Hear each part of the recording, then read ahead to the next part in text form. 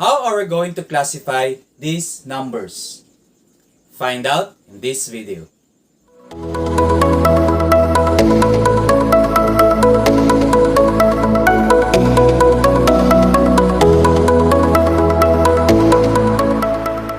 Good day, learners! Today we are going to discuss the subsets of the real numbers. So first up, we're going to define each subset. So of course, we're going to have first real numbers. So what is real numbers? Real numbers are the union of rational and irrational numbers. So ito yung mga numbers na familiar tayo, aware tayo. We have the decimals, the fractions, percentage, negative numbers, zeros or irrationals, and rational numbers. Next, we have the rational numbers. Rational numbers are numbers that can be expressed as a quotient of two integers a and b, written as a over b, where b is not equal to 0. So example, we have square root of 4, 1/4, 1, 100, and negative 6. On the other hand, we have also irrational numbers. So when we say irrational numbers, these are numbers that cannot be expressed as a quotient of two integers. So we have examples like square root of 2, pi, 9.9498743, and so on. Next, we have integers. Integers are composed of whole numbers and the negative of counting numbers. So we have negative 1, negative 2, 0, 1, 2 as our example. And we also have whole numbers. Whole numbers are numbers consisting of the set of natural numbers and 0. So magsa-start yung whole numbers from 0, then kasunod niya yung mga counting numbers 1, 2, 3, 4, and so on. And lastly, we have natural numbers. Natural numbers are also known as counting numbers. So we use these numbers to count objects. We have 1, 2, 3, 4, 5, and so on.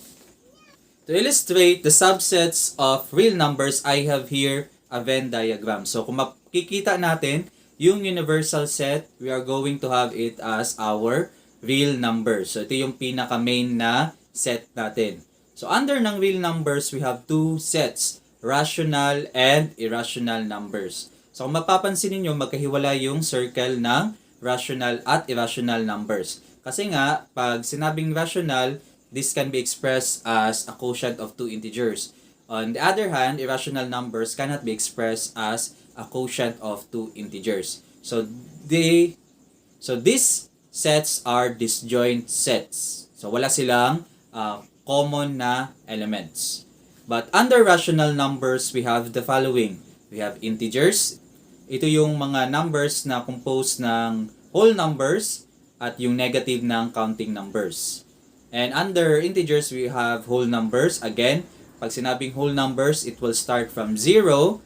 Then, we'll continue with the counting numbers 1, 2, 3, 4, 5, 6, and so on. And lastly, we have the counting numbers. So, magsisimula ang counting numbers from 1, 2, 3, 4, 5, and so on. Now, I have here some examples. So, let's classify the following numbers, whether they are or they belong to natural numbers, whole numbers, integers, rational, or irrational. So, we will just simply check kung saan sila na belong. So, one number could belong to one or more subsets of real numbers. So, let's have first negative 15. So, ang negative 15 ba ay natural number? Okay, of course not, because when we say natural numbers, those are counting numbers. Yun yung mga numbers na ginagamit natin sa pagbilang. Of course, we're not going to count negative 15. So, pag bibilang tayo ng number, we're going to start, of course, with positive 1, positive 2, 3, and so on. So, negative 15 is not a counting number. So, since hindi siya counting number or natural number, of course, hindi din siya included sa whole numbers. Okay, yung pagkakaiba lang ng natural numbers at saka ng whole numbers ay yung whole numbers kasali si 0. Pero pag sa natural numbers, magsa-start ito ng 1. Okay, is negative 15 an integer?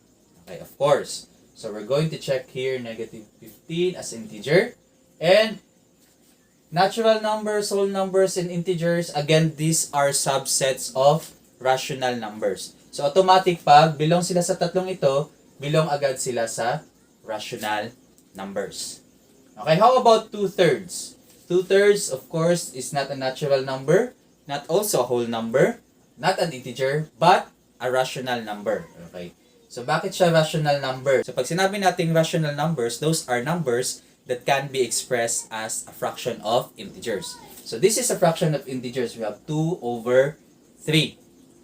Okay? So matatawag or mako-consider natin si 2/3 as rational. So yung mga fractions na hindi nabibilang sa natural numbers, whole numbers, or integers ay automatic na mabibilang sa rational numbers.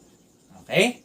Next, we have square root of 36. So pag square root yung binigay sa inyo, make sure na na-express muna ito before natin or before tayo makaka-decide kung saang subset siya na belong. So when we say square root of 36, that would be equal to 6.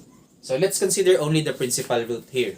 So we have here 6. So of course, 6 is a natural number, also a whole number, an integer, and a rational number.